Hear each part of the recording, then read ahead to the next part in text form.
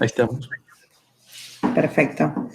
Acta de inicio de la asignatura Proyecto Final. En el día de la fecha, 18 de marzo de 2021, y siendo las 10 horas, se reúne la mesa evaluadora conformada por los profesores Dr. Juan Manuel Rodríguez, ingeniero Leonardo Domínguez y Dr. José Marone, en encuentro virtual organizado por la Facultad de Ciencias Exactas con el objeto de evaluar el examen final de la asignatura Proyecto Final correspondiente a la carrera Ingeniería de Sistemas. El examen propuesto por la mesa examinadora es oral y se encuentra inscrito el alumno Francisco Yaruzzi, DNI 40.769.781. Los docentes de la mesa examinadora se comprometen a enviar el acta generada por el sistema guaraní a la oficina de alumnos con copia a Secretaría Académica dentro de los próximos 5 días hábiles. Habiendo leído el acta que firmo en representación de Secretaría Académica de la Facultad, damos comienzo al examen. Podés continuar entonces. Buenísimo, gracias. Ahí presento. Ahí. Bien. ¿Se ve bien? Sí, perfecto. Genial. Perfecto. Bueno, buenos días. Hoy voy a presentar mi tesis de Ingeniería en Sistemas, la cual se titula Caracterización de asimetrías en hipocampos usando técnicas de inteligencia artificial. Este trabajo se desarrolló en el marco de las becas EBC-SIN, becas de estimulación de vocación científica, en el grupo Yatiris y en colaboración con el ENIS y el Hospital El Cruce. El objetivo es lograr un método automático capaz de extraer características del hipocampo y determinar si las asimetrías entre los hipocampos, es decir, entre el hipocampo izquierdo y el hipocampo derecho, son normales o se deben al avance de una determinada enfermedad neurodegenerativa, tales como Alzheimer o epilepsia. Bien, pero acá nombré el hipocampo, pero ¿qué es el hipocampo?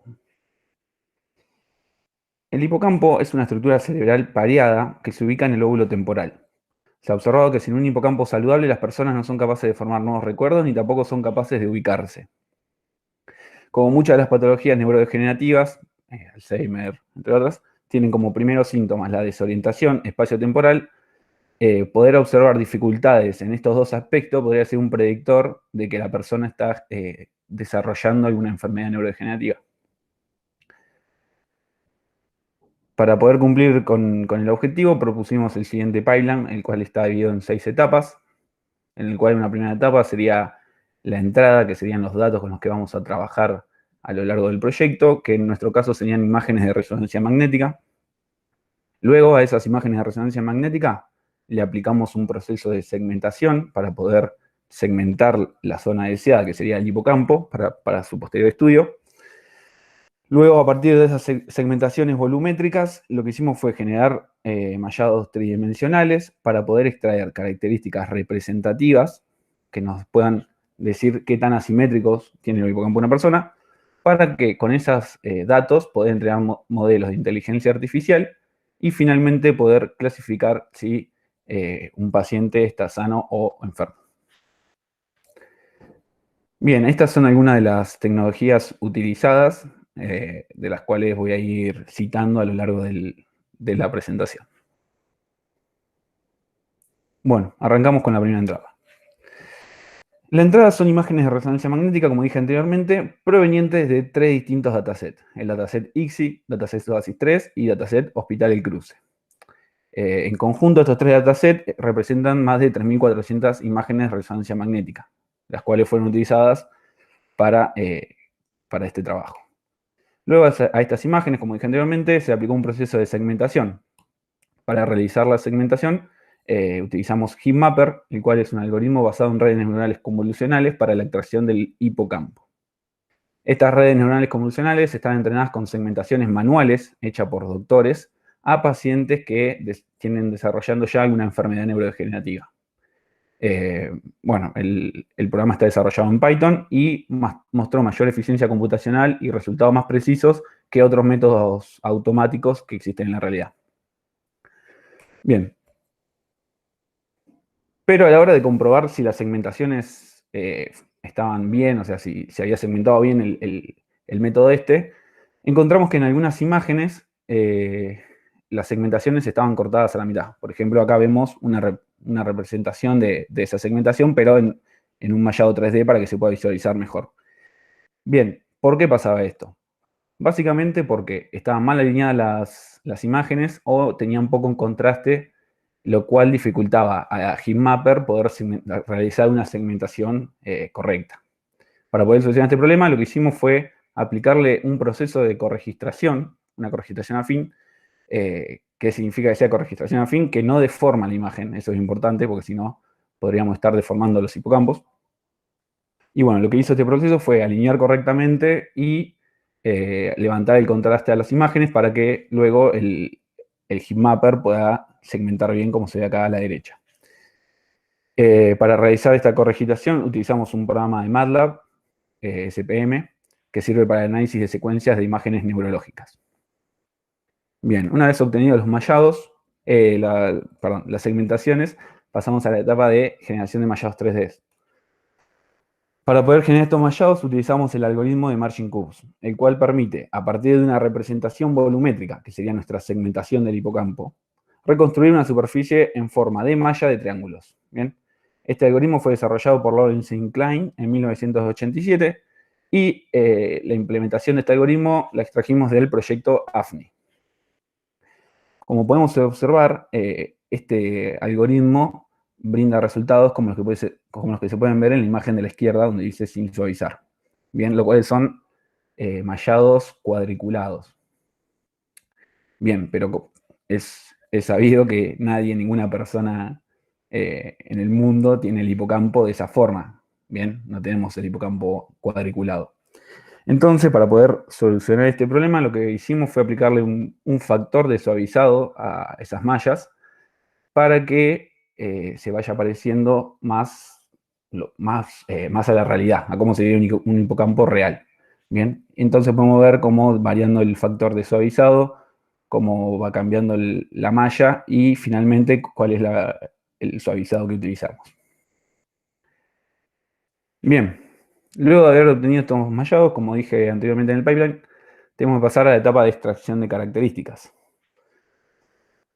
Para poder extraer características, lo que hicimos es para cada muestra, o sea, para cada paciente, fue dividir el mallado en hemisferio izquierdo y hemisferio derecho. ¿Por qué? Porque nosotros queríamos encontrar las simetrías que tenían entre sus hipocampos para poder ver qué tan enfermo estaba la persona, ¿bien? Para ello, se leyó un montón de papers y se investigó un montón, y encontramos que algunos de los descriptores más utilizados en la literatura fueron el volumen, ¿bien? El volumen del hipocampo, y un descriptor ShapeDNA. Bien. Bueno, el descriptor ShapeDNA es un algoritmo para la caracterización de formas en superficies 3D, que en nuestro caso sería el mallado del hipocampo, y el cual consiste en los autovalores del operador Laplace-Beltrami. Lo que tiene importante este autovalor es que es invariante a antiisometrías. ¿Qué significa que sea invariante a antiisometrías? Significa que es invariante a transformaciones que conservan la distancia, es decir, rotaciones, traslaciones, entre otras. Esto nos permitió que el cálculo de la simetría sea sencillo, porque con tan solo poder calcular una medida de distancia entre dos descriptores ShapeDNA, se puede obtener el nivel de asimetría que tienen esos dos objetos. Bien. La cantidad de autovalores calculados para cada malla fue un parámetro que fuimos variando empíricamente para obtener mejores resultados, obteniendo mejores resultados cuando se calcularon 50 autovalores. En esta tesis se utilizaron modelos de aprendizaje automático o machine learning, los cuales aprenden patrones en los datos que luego son utilizados para realizar predicciones. Se utilizaron básicamente dos enfoques. Por un lado, un enfoque basado en clasificación, el cual es uno de los enfoques más comunes a la hora de utilizar modelos cuya predicción sea una variable categórica, que como en nuestro caso sería sano o patológico. Bien. Por otro lado, se utiliza un enfoque basado en detección de anomalías, el cual permite entrenar modelos que caractericen las asimetrías de sujetos sanos para luego poder detectar escenarios patológicos. Bien. Nosotros, por ejemplo, para Para el enfoque de clasificación utilizamos modelo de Random Forest y Logistic Regression. Y para el enfoque de detección de anomalías utilizamos OneClass SVM y Isolation Forest. Todos los modelos se implementaron utilizando la biblioteca Scikit-learn, que es una biblioteca de aprendizaje automático mundialmente reconocida. Bien, estos modelos fueron evaluados cuantitativamente y cualitativamente, ¿bien? Para poder medir si su performance era buena o mala. En cuanto a la evaluación cuantitativa, utilizamos las métricas Balance Accuracy, F1 Score y área bajo la curva ROC. El Balance Accuracy sirve para medir el porcentaje de casos que el modelo acierta sus predicciones, ¿bien? ¿Por qué no usamos Accuracy, que es otra métrica mundialmente reconocida? Porque en el caso de que tengamos alguna partición de entrenamiento y validación que no sean 50% sano, 50% patológico, la métrica Accuracy no es tan representativa de cómo funciona el modelo. ¿Bien?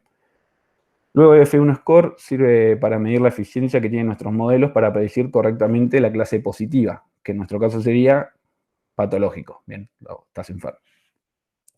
Y por último utilizamos el área bajo la curva ROC, que la curva ROC nos muestra el nivel de separabilidad que lograron los modelos sobre las muestras. Y el área sería el valor que resume esa distribución. Bien, para la evaluación cualitativa de los modelos, usamos TCNE, que es una técnica que nos permite visualizar elementos de espacios multidimensionales en 2 o 3 dimensiones. En este trabajo vamos a utilizar esta métrica para analizar la distribución del espacio de características extraídas de los datos. Bien. Modelado de experimentos. Bien, el experimento 1 se extrajo un vector de características de 102 dimensiones, en donde el objetivo de este experimento fue analizar si la concatenación de todas las características individuales aporta información relevante al proceso de clasificación o si, al contrario, lo perjudica. Bien, para poder formar este vector de características utilizamos el volumen derecho, bien, el valor del volumen derecho del hipocampo, el valor del volumen izquierdo del hipocampo, después el vector de ShapeDNA del hipocampo derecho y el vector de ShapeDNA del hipocampo izquierdo. Para el experimento 2 obtuvimos un vector de características de 51 dimensiones, en donde lo que se hizo fue básicamente realizar la diferencia entre los dos hipocampos, ¿bien? ¿Por qué la diferencia? Porque sería la forma computacional de mostrar la asimetría que tiene esos dos, o sea, la diferencia que tienen esos dos objetos que estábamos comparando.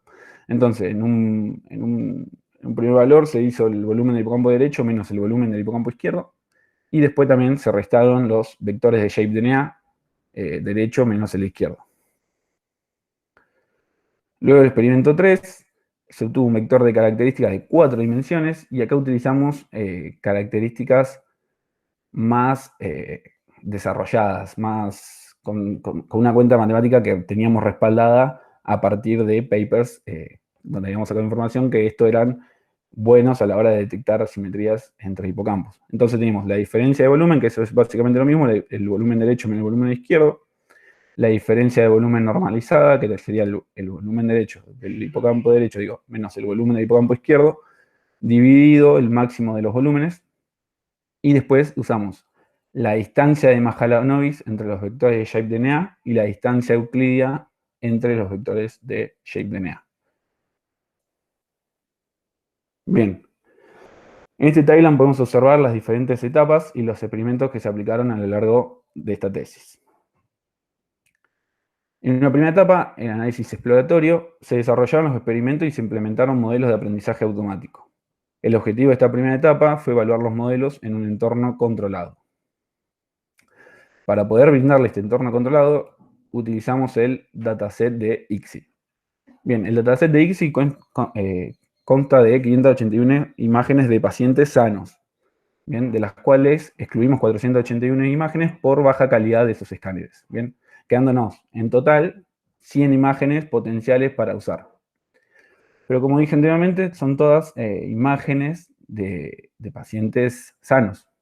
Entonces, para darle el ambiente controlado y obtener pacientes que tengan atrofias en esos hipocampos, utilizamos le aplicamos 6 niveles de atrofia a cada una de las imágenes, ¿bien? Dándonos al final 100 imágenes de personas saludables y 600 imágenes de personas saludables, pero con algún tipo de atrofia.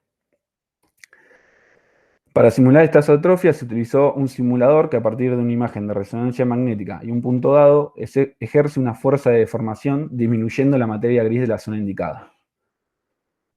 Ahí está, como lo ve abajo a la izquierda, está citado el paper donde se generó este simulador. Y nosotros lo que hicimos en esta tesis fue aprovechar los datos que se habían usado para esa publicación, en donde habían aplicado atrofias de 10 milímetros, 20 milímetros, 30, 40, 60 y 80 milímetros. Bien. Entonces nosotros lo que hicimos fue aprovechar los datos que ya teníamos sobre ese dataset ICSI. Bien, podemos concluir en esta etapa que el nivel de atrofia impacta en los resultados. ¿Qué significa esto? Que cuando tenemos atrofias bajas, es decir, de 10 milímetros, 20 milímetros, los resultados de los modelos no son tan buenos, ¿bien? Pero a la hora de que vaya aumentando el nivel de atrofia, es decir, cuando tenemos atrofia de 60 milímetros, 80 milímetros, los resultados de los modelos son muy buenos, logrando separar bien los datos de enfermos y atrofiados.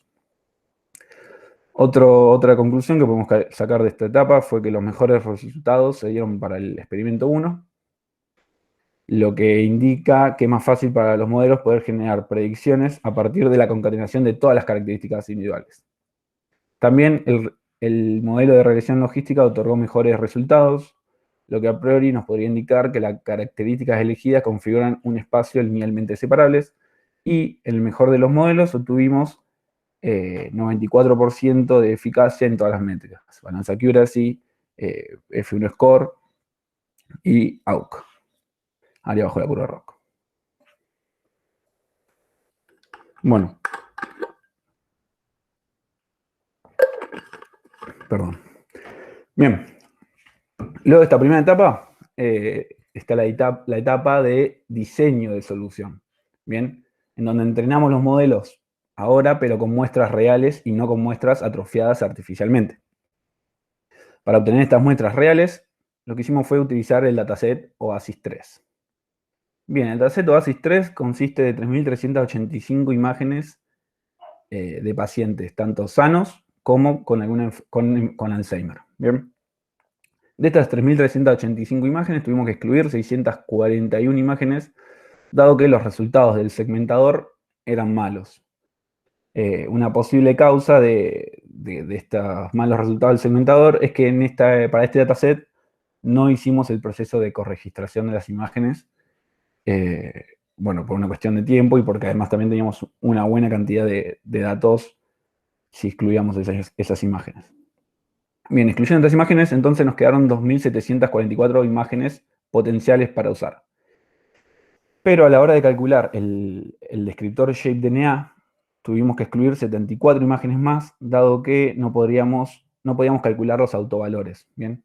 Por un problema de una matriz, que su determinante era igual a 0. Bueno, finalmente este dataset nos quedó de 2.670 imágenes segmentadas y malladas, ¿bien? En donde 2.037 imágenes de personas son saludables y 633 son imágenes de personas con Alzheimer. Bien. Luego de estos datos, lo que hicimos fue dividirlo en 62% para entrenamiento y 38% para validación. Asegurándonos que la partición de training y validation quede en la misma cantidad de sanos y patológicos. ¿Bien? Entonces tenemos en training 76 sanos y 24 patológicos, y en validation 76% sanos y 24 patológicos.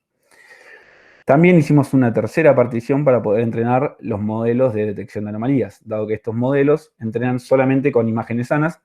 Entonces lo que hicimos fue agarrar solo las imágenes sanas de entrenamiento para poder entrenar esos modelos. Bien. Como podemos ver, para el experimento 1, obtuvimos mejores resultados para los modelos de clasificación, llegando a una área bajo la curva de 0,78 aproximadamente, y los modelos de detección de anomalías bajaron el rendimiento con respecto a los de clasificación. Viendo las otras métricas, podemos ver cómo los modelos de clasificación se mantienen parecidos, tanto el regresion logístico como el random forest, pero la One Class SVM, que es el modelo de detección de anomalías, tiene malos valores de balance accuracy y F1 score, lo que nos podría indicar que este modelo para este experimento no es posible para él poder detectar la clase positiva, ¿bien? Que sería la clase de interés nuestra, poder detectar pacientes patológicos.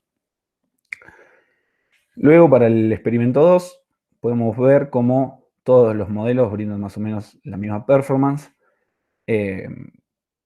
pero en este caso los modelos de clasificación bajaron su performance con respecto al experimento anterior. Analizando las otras métricas, podemos ver lo que se refleja en las curvas ROC, que los modelos de detección de anomalías se mantuvieron. Es más, la One Class SVM mejoró sus métricas de F1 Score y Balance Accuracy, y los modelos de clasificación bajaron la performance comparados con el experimento 1.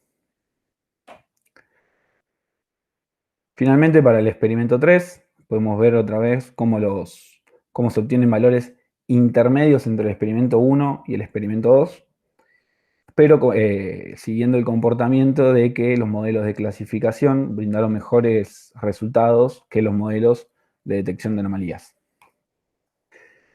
De nuevo, viendo las otras métricas, podemos ver cómo todos más o menos tienen una misma performance en cuanto a los valores F1 Score y Balance Accuracy, pero el regresor logístico es el que mejor área bajo la curva tiene. Bien, finalmente se testearon los modelos entrenados en la etapa anterior, es decir, en la etapa de diseño de solución, para observar que también podían clasificar con un dataset que nunca antes habían visto. Para obtener ese dataset utilizamos el dataset proveniente del Hospital El Cruce, el cual es un hospital que está en Varela, en Argentina, ¿bien? Y contiene imágenes de pacientes locales. Bueno, este dataset está compuesto por 77 imágenes, de las cuales 45 imágenes son de personas saludables y 32 imágenes son de personas con epilepsia del lóbulo temporal con esclerosis hipocampal, que es otra enfermedad neurodegenerativa. Entonces, antes de arrancar a evaluar los experimentos, es de interés ver la distribución de los datos para el vector de característica del experimento 1. Se puede notar que en los datos del Hospital del Cruce las muestras sanas y patológicas son más separables con respecto a los datos de OASIS. Probablemente debido a la existencia de patologías diferentes, dado que en OASIS 3 teníamos pacientes con Alzheimer y en el Hospital del Cruce teníamos pacientes con esclerosis hipocampal.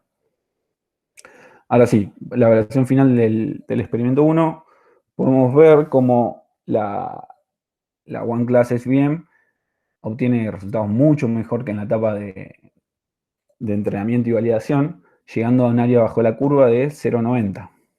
Pero si nos ponemos a analizar las otras métricas, se observa que por más que tuvo un buen valor de área bajo la curva de este modelo, tanto la métrica de Balance Accuracy y F1 Score no son buenas, como se respetaba el comportamiento en la etapa de entrenamiento y validación. Bien, es decir que este modelo, por más que tiene un buen área bajo la curva, no puede detectar bien la clase patológica, la clase positiva. Bien, para el experimento 2, otra vez es de interés poder ver la distribución de los datos para los vectores de características, y también podemos observar cómo los datos del Hospital del Cruce, las muestras sanas y patológicas son más separables. Bien, los resultados del experimento 2, la verdad, fueron muy buenos, obteniendo valores de área bajo la curva muy altos para todos los modelos, lo cual indicaría que todos los modelos pueden separar casi perfectamente los datos, del Hospital del Cruce. Bien, y siendo el más efectivo, como se puede ver los valores del área bajo la curva, el modelo One Class SVM, teniendo un AUC de 0,9611. Analizando las otras métricas, podemos ver cómo mejoró con respecto al experimento 1. en donde, como se puede ver acá, la OneClass SVM otorgó resultados muy buenos, dado el balance accuracy como el F1 score. El F1 score ya nos está indicando que el modelo este puede predecir en un 90% bien si la muestra es sana, si la muestra es patológica. Bien. Este comportamiento no se corresponde con lo observado sobre los datos de variación de ASUS3, en donde obteníamos mejores resultados para el experimento 1. Bien. En la etapa anterior teníamos los resultados de área bajo la curva y las otras métricas eran mejores para el experimento 1 que para el experimento 2. Pero ¿por qué ahora pasa que es al revés? Tenemos mejores resultados para el experimento 2 que para el experimento 1. Bueno, esto puede ser que el vector de características, este que está acá arriba, de 51 dimensiones, es más efectivo a la hora de predecir pacientes con epilepsia y no pacientes con Alzheimer. Bien. Bueno, con el objetivo de entender qué características es la más relevante para los modelos, en el experimento 2, se graficó la importancia que el modelo Random Forest le brindó a cada característica. Como podemos ver, la diferencia del volumen fue una de las características que el modelo Random Forest le dio más importancia.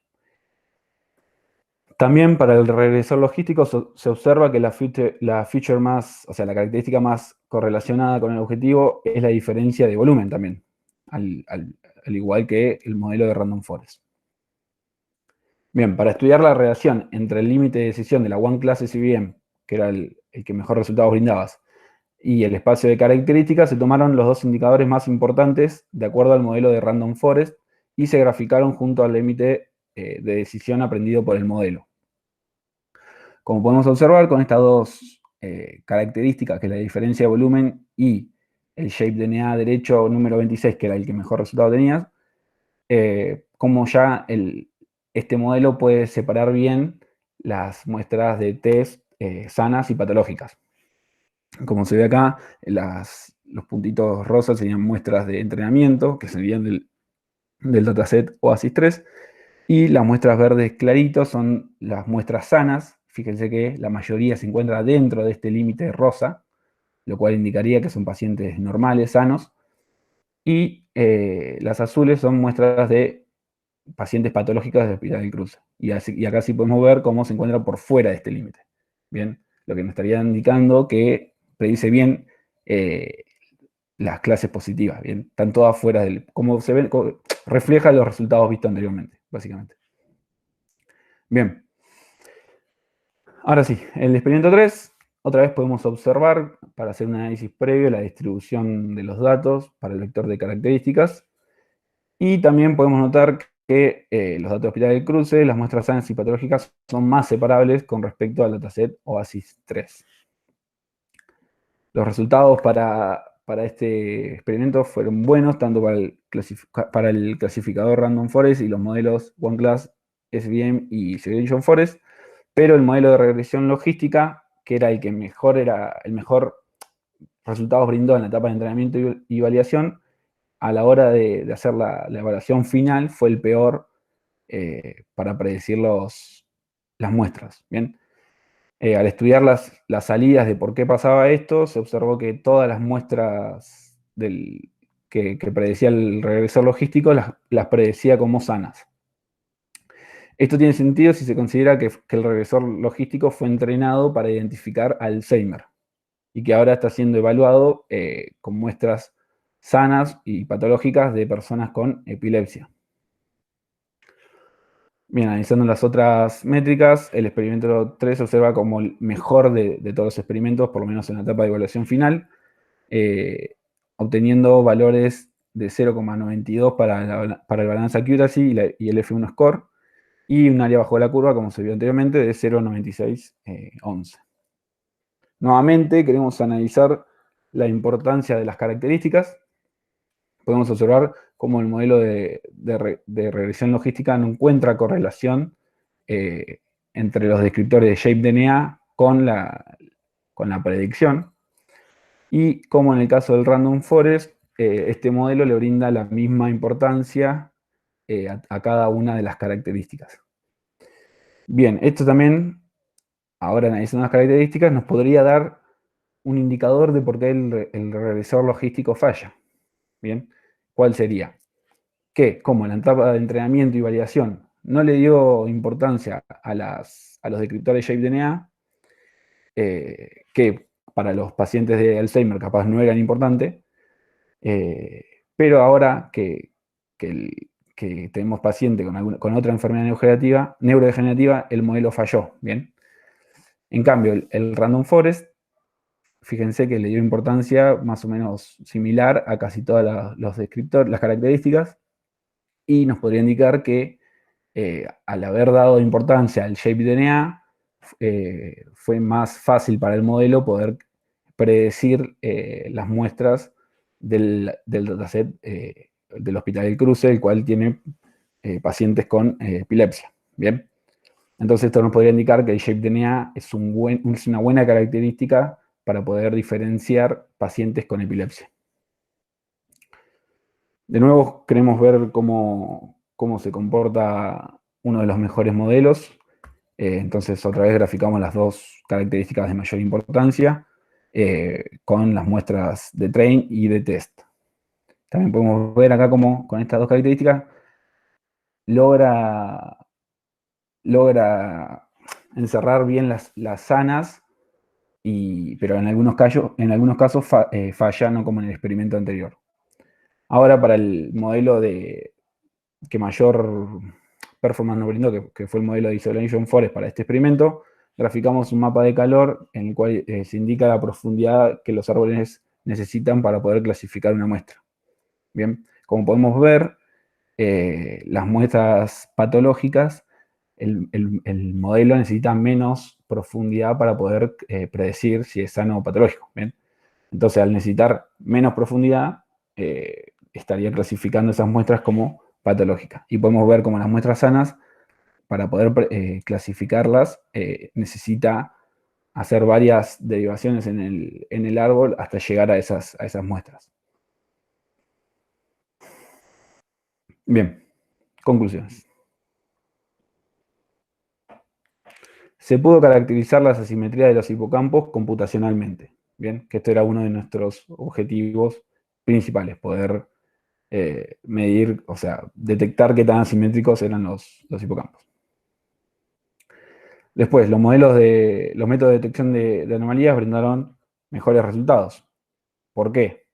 Bueno, esto se debe a que modelos como estos son entrenados solo con muestras sanas y lograron caracterizar bien a los hipocampos saludables, lo que los hace más robustos a la hora de variarle la enfermedad con la que se está mostrando el dataset. Bien, entonces aprendieron las muestras sanas, y si vos le pones un paciente con Alzheimer, lo va a clasificar bien. Si le pones un paciente con epilepsia, lo va a clasificar bien. ¿Por qué? Porque ellos solamente vieron, reflejaron cómo sería una muestra sana. También generamos una base de datos extensa de hipocampos segmentados y mallados, utilizando en todo este trabajo 3.447 segmentaciones, lo cual deja en Yatiris una buena base para poder seguir investigaciones futuras sobre esta temática. Por último, los modelos pudieron detectar muestras patológicas con un 96% de eficacia para el dataset del Hospital El Cruce. Gracias.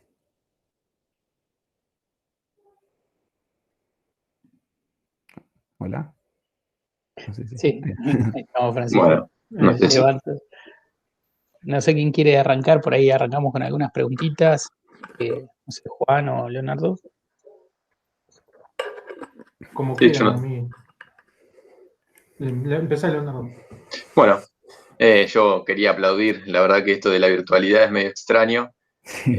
Ante todo, bueno, felicitarte, Francisco. La verdad que estuvo muy bueno leer este trabajo, sobre todo porque refleja el nivel con el que egresamos de esta facultad.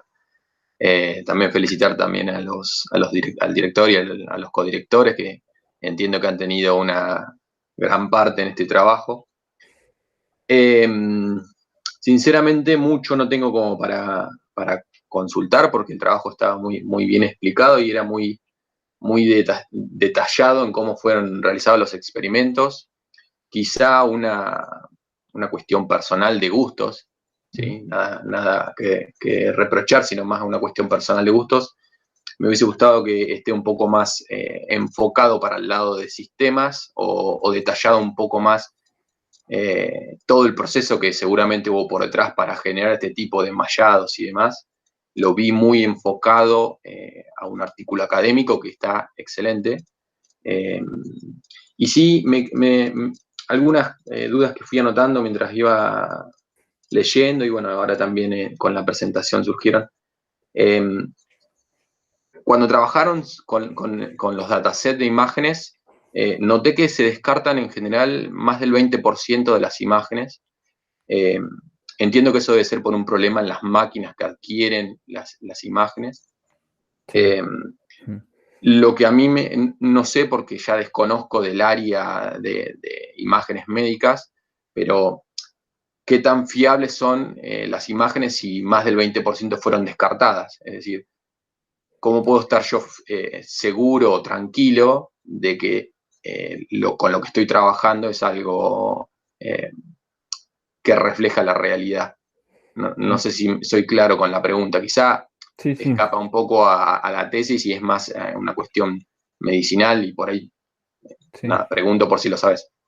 Sí, bueno, básicamente sí, descartamos en todos los datasets, bueno, menos en el Hospital del Cruce, pero en los otros dos descartamos imágenes y descartamos, por ejemplo, en el dataset ICSI, descartamos teniendo en cuenta de obtener las imágenes que fueron obtenidas con el mejor de los escáneres, porque el dataset ICSI venía de 3 hospitales distintos, ¿bien?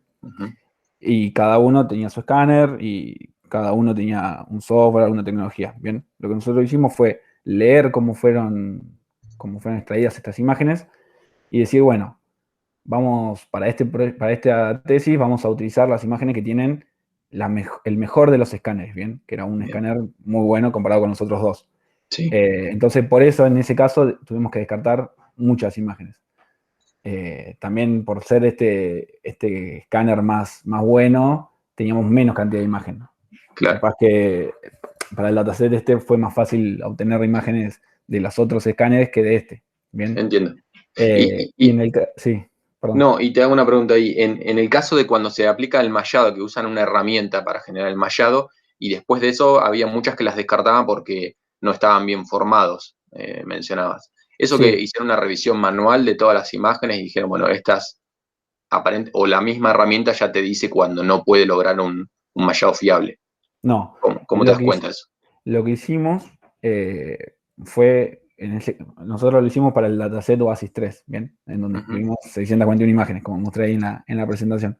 Lo que hicimos fue generar las segmentaciones de todas las imágenes y después calcularle el volumen a cada una de esas segmentaciones, a esos mallados, ¿bien?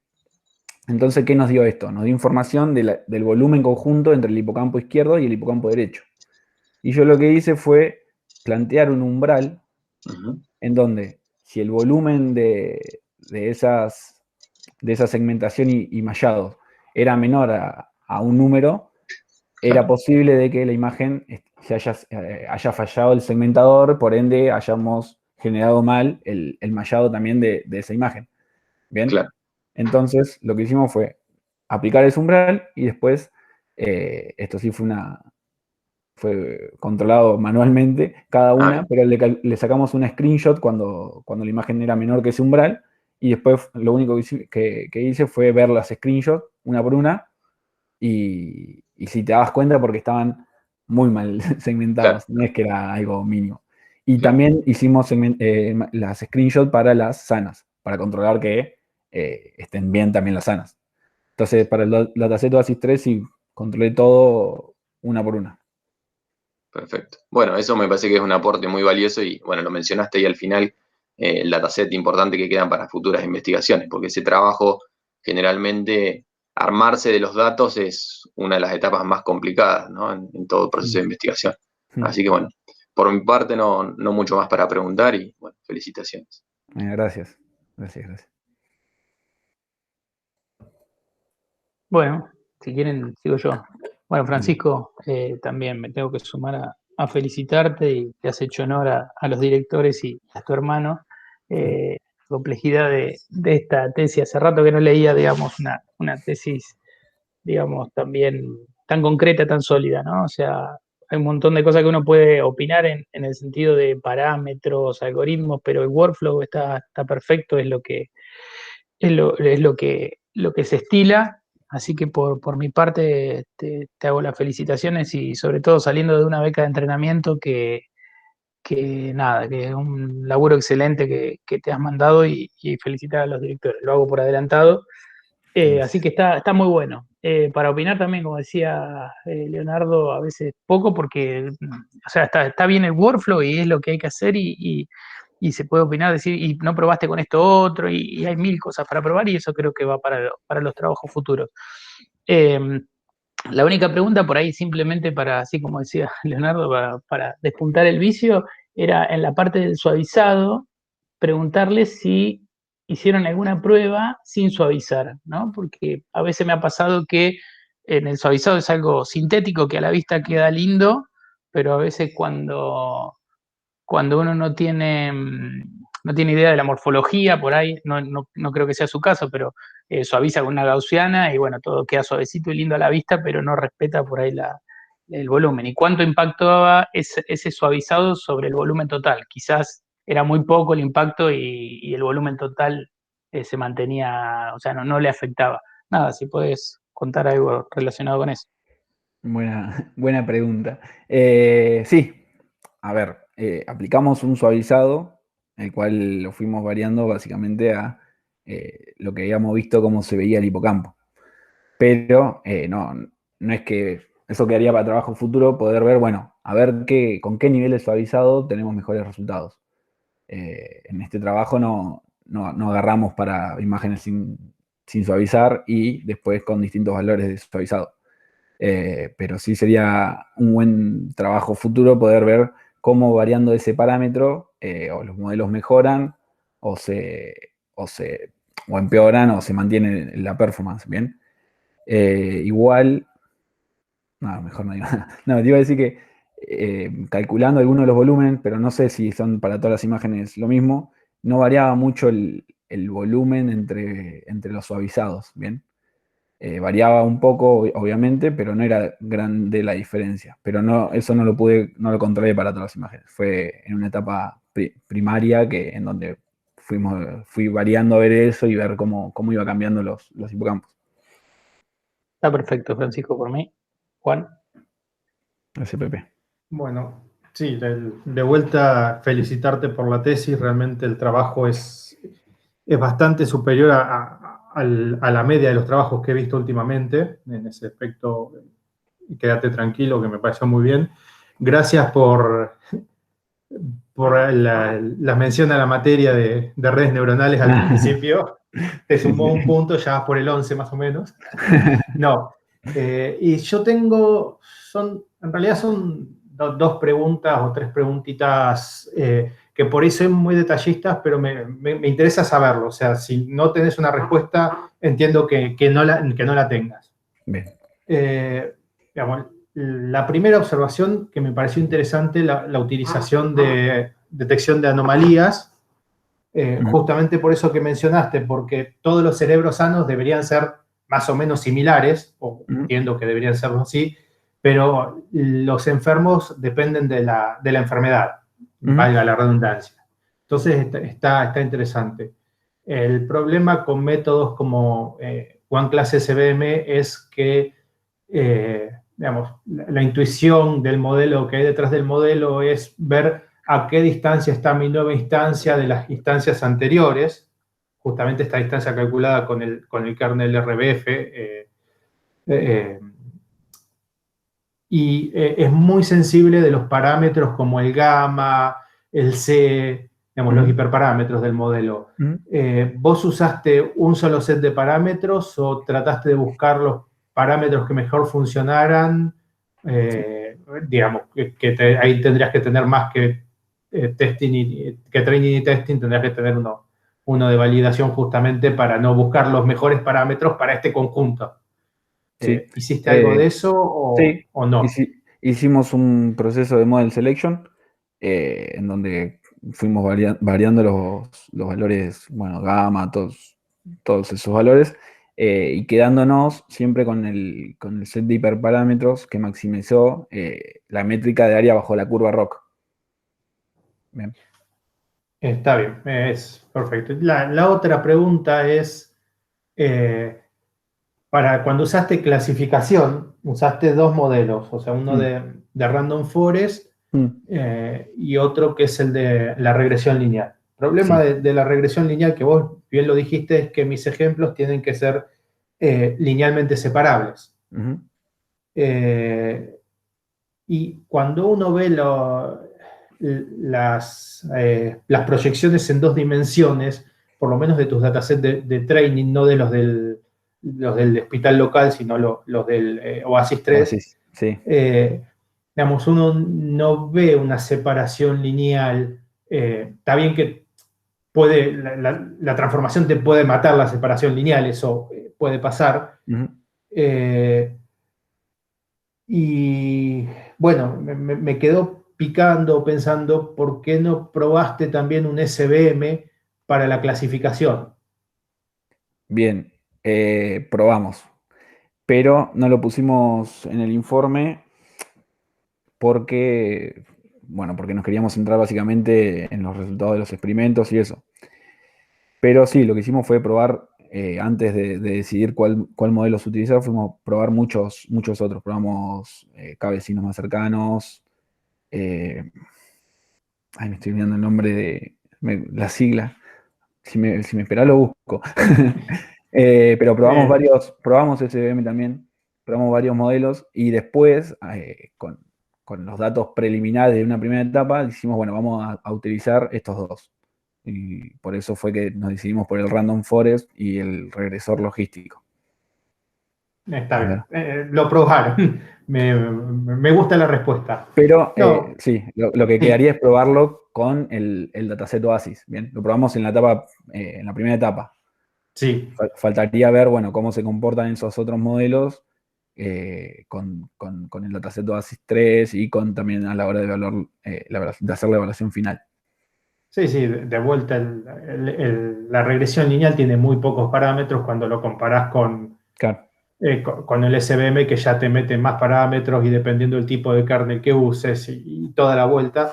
Pero bueno, es en general para pocas instancias con un número de features más o menos razonables, como serían 100, es un modelo que se entrena relativamente rápido y tiende a funcionar bastante bien.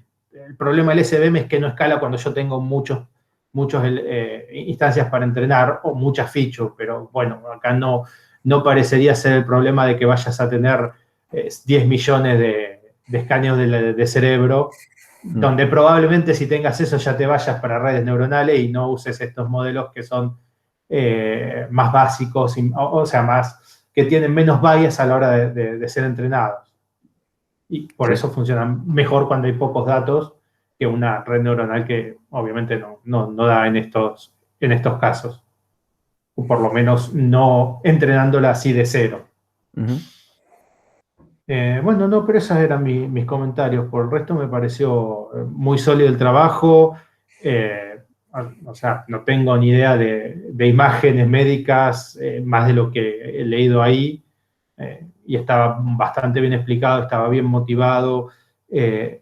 Nada, sentí que la parte que no sabía, el trabajo me llevó a entenderla. Y eso está bueno, porque a menos de que seas como Nacho, bueno, los dos, Nachos o Emma, que trabajan en ese tema, otro docente de informática no necesariamente conoce el dominio justamente porque es muy específico. Así que gracias por desasnarme un poco en esa parte, por lo menos. No, gracias a vos. Bien, por mí ya está. Bueno, no sé si Angélica o no sé, al resto del jurado, en este momento por ahí a veces se hace una pausa para deliberar, pero no sé si hace falta realmente. ¿Qué consideran? como prefieran. Si quieren nos dejamos unos minutitos y nos dicen en cuánto nos volvemos a conectar. ¿Es necesario? Yo creo que, no sé si lo consideran necesario, vamos, si no, iría Como ustedes prefieran. Por mí, no, Pepe, yo bien. coincido. Excelente. Yo ya dije que para mí va con un 11. Con el 11 no podemos, una lástima, pero yo creo que tenés un 10, Francisco, y la verdad que más que merecido. Y Bueno, creo que hablo por todo, creo que estás a un delta T de una maestría, así que nada, felicitaciones a vos y a los directores y a tu hermano que te habrá ayudado un montón. Sí. Anécdota, no está bueno tener hermano como director. No, Es peor. Jamás. Es peor. olvidate. Jamás tengas a alguien que se preocupe por vos, ni de director, ni de abogado, ni de médico. Y contador tampoco. Tiene que ser alguien que sea totalmente parcial, que si vos te reventás, bueno, mala suerte. Piensan mejor. Sí. Quería hacer solo un comentario. Hola, ¿qué tal? A todos. Hola, Nacho. Hablamos Hola. al inicio. El mérito es principalmente de Francisco en un 90% y después de Manuel y de Nacho, que fueron los que estuvieron encima de Fran todo el tiempo. Que, bueno, hubo muchísimo laburo. Ellos lo hicieron en el finito, en el día a día, y creo que vale la pena hacer el comentario. Pero Fran, la verdad que se lució. Le puso mucha pila al laburo, hizo muchísimo laburo, nos dejó una base de datos enorme con la que creo que vamos a sacar frutos durante un tiempo. Y bueno, nada, felicitarlo nomás, agradecer a los jurados que estaban ahí. Y eso. Bueno, gracias por más. Perfecto, entonces. Más Yarusis en la Felicitaciones, entonces. Bueno, gracias. Bueno, Gracias a todos. Bien, bueno, hacemos un aplauso, te va. Viste que si hay un poco de ruido. A festejar ahora. Sí, a ver. Familia. Angélica, no sé quién está de Sí. titular de la mesa, si estoy yo o cualquiera puede entrar al Juan guaraní. Manuel. Ah, bueno, dale. Juan, entonces vos cargás la nota y le alcanzás el acta, digamos, la mandamos por mail. Y la mando. Sin firma, sin nada, es solamente el ¿a acta dónde? completa nada más. Sí. ¿A dónde es que va el acta? Que hay que mandarla, siempre me pierdo. Y a Secretaría Académica, a mi cuenta, a donde Listo. te quede cómodo, yo después la Dale, redirijo, cualquier cosa. Ahí yo la subo y la mando. Bueno, perfecto. Bárbaro. Bueno, gracias a Bueno, todos. Saludos a gracias a todos. todos. Bueno, Felicitaciones. Hasta luego. Hasta luego. Chau, chau. Un saludo, adiós. Chau, chau. Hasta Chau. pronto.